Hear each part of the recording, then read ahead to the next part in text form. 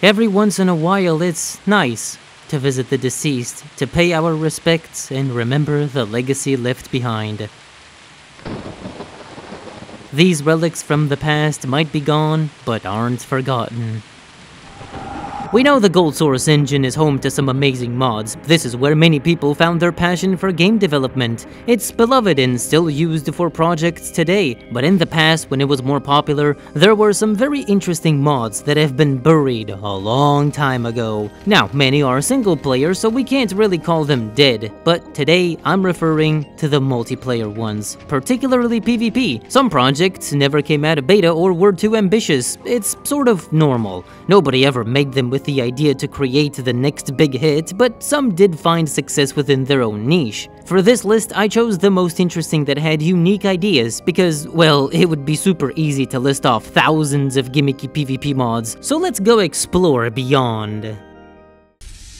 Natural Selection is the most popular example, released way back in 2002. It's a humans vs aliens type game that includes a lot of strategy elements. Besides the typical shooting or emaciating your opponent, there are skill trees and RTS aspects that involve creating buildings, gathering resources, and to win you have to destroy the enemy's main structure. For the human side, you get of course a primary and secondary weapon, but of course they can be swapped for a different arsenal. They also need a commander who can be anyone that goes into the cockpit. From there, perspective is top-down with full map overview. Plays down structures like turrets, supply or research tech, but someone must actually go build them first. Also drop supplies and give orders to teammates. The aliens are a little bit different. There's no commander here, but team play is still just as important. Some structures can still be built, specifically upgrade chambers. See, the strengths here are in evolving your alien, since they are mostly melee. There are a few different types, each with a different specialty and abilities.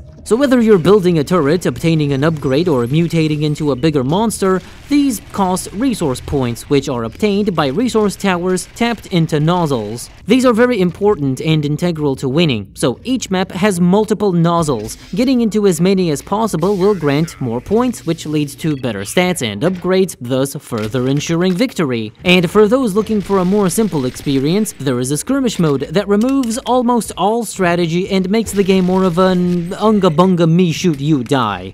All in all, Natural Selection is quite involved. That was just the gist of how it works, cause I could be sitting here all day if I went into detail. The mix of elements from other genres work quite well. This design might be ahead of its time. I don't think I've ever seen a game like this. It's incredible. Nowadays, the mod is pretty much dead, despite being open source and still being maintained by community members. So if it's this good, did something become of it? Well, the developers founded a studio called Unknown Worlds and eventually made Natural Selection 2 in 2012, which was successful and had multiple DLC packs, but seems it also has kind of run its course. On the bright side, the studio is still going strong with their other series you might know about, Subnautica, a monumentally successful survival horror game. Huge props to them for still making a killing out there.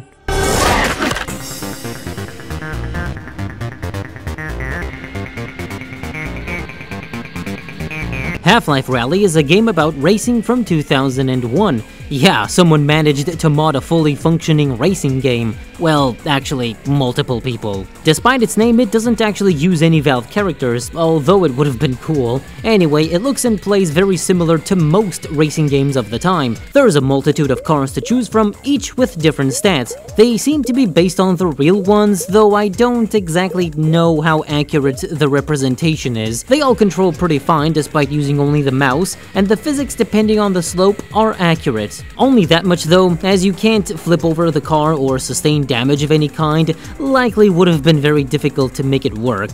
Camera view can of course be changed to multiple angles. For racetracks, there's a selection of a few maps and they aren't just about layout and setting. Different terrains can be more slippery, which is a nice touch. Last thing about the cars is you can customize them with different parts, but I don't know if this is an unfinished feature because you always have $600 and some parts are quite expensive. I couldn't find a command to add more money. HL Rally was very popular back in the day for being totally different from any other mod. mod. Although not the most groundbreaking concept to make a rally racing game, I think it was a great free alternative for someone who didn't have other options. Plus, multiplayer here was the main focus. Nowadays, your option is to play with bots, which do work when it comes to the default racing mode. Some levels okay, some not so much. There is another non-racing mode called Hot Potato, and bots there have zero navigation. Surprisingly, as of right now, there does exist a singular empty server, so if you wanna play with friends, it's simple to get into. There weren't many updates. After version 1.1 in 2004, that was it. But its official website, despite looking ancient, still works. Interestingly, though not entirely related, in the manual I found references to a mod expo, which appears to have been an annual event hosted by Valve, showcasing and celebrating community modding. This was very cool to find, and I've never heard of it ever being brought up.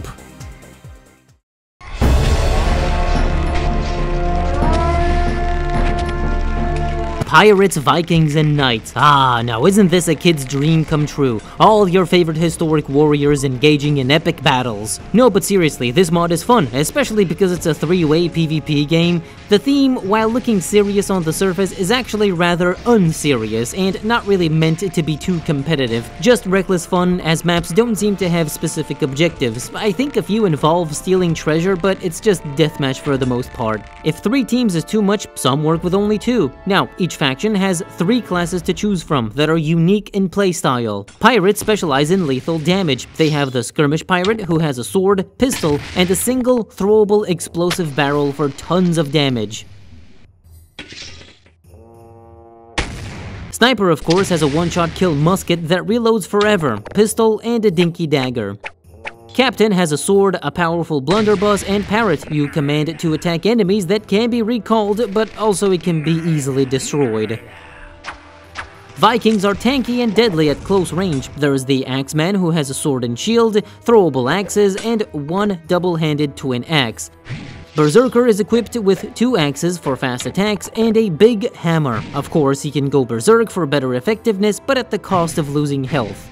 Spearman also has sword and shield, then obviously a spear you can do a charging attack with, plus another one that's throwable. Oh, and the Viking throwables all can be picked up from the ground. Knights, I would say, are the balanced middle class. Man-at-Arms has a Morning Star, Flea with a charge attack, and small crossbow. Heavy has sword and shield, Flea without the secondary action, and 1 big double-handed blade with 2 attacks. Bowman wields obligatory bow that must be pulled for better range, crossbow, and a small sword. So choose your destiny and enter the battlefield. Overall movement and hit detection is the same as you'd expect from Half-Life. Yeah, it's dead, and fortunately, Grogbot is here to help. Fill up the lobby and go ham. Now, despite there being tons of maps, bear in mind, bot navigation exists for only a few of them. After this mod's release in 2000 and subsequent success, past a few updates, the developers moved on to make a sequel in the Source engine once it became a thing. Pirates, Vikings, and Knights 2 was released in 2007, later becoming available on Steam too. It was also popular because it really expanded upon its foundation. New art style, new maps, modes, and physics. To this day, its website is still functional, plus updates do occur. The unfortunate part is that this one also seems dead. Guess we can't be kids forever, it seems. Looks like the developers have mostly moved on too, so don't bet on another sequel.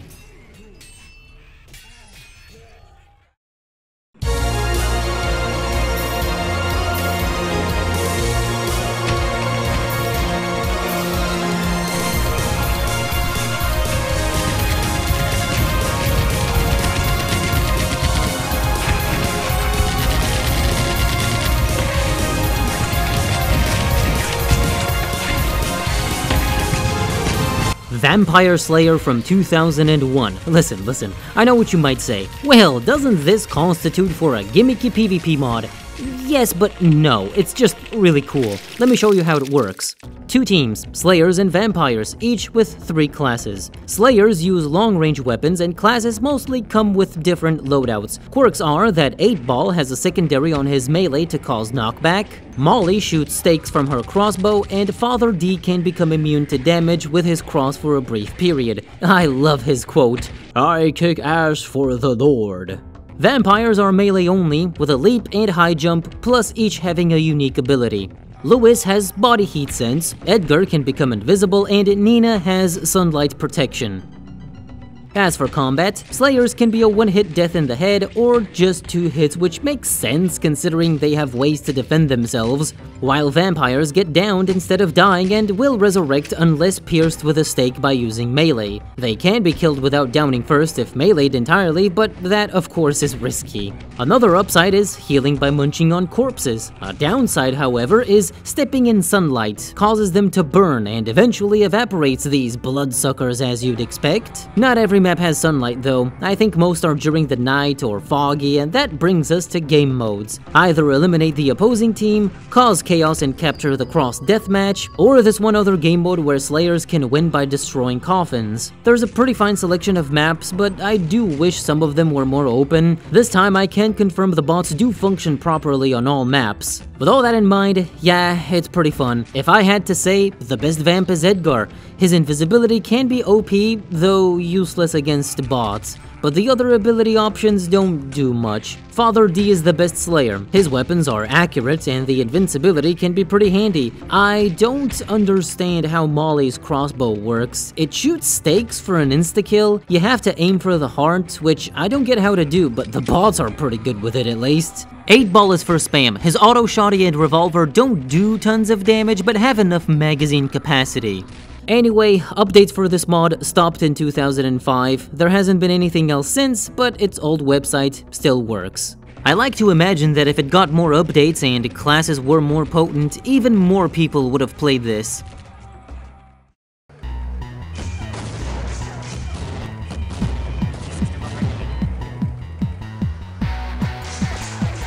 Buzzybots is one of the most visually distinct mods with a cartoony cel-shaded aesthetic. You play as a one-wheeled bot equipped with a laser gun and bombs. Ammo is technically infinite, but there's an overheating function that will cause damage if you keep shooting. There's a simple class system. Trooper is middle ground, Guardian is the heavy-hitting slow tank, Runner is fast with only a laser, Bomber only has bombs, and Spy is the only weird one. Not color-coded, it's small with very little HP that easily overheats, but flies everywhere and can either drop bombs or shoot them very far. Maps are appropriately cartoon stylized with 2 game modes. Super Chip, where you have to grab the chip that can be located using the radar, then putting it in the slot at the enemy base. Blue is a loser, and red is the winner.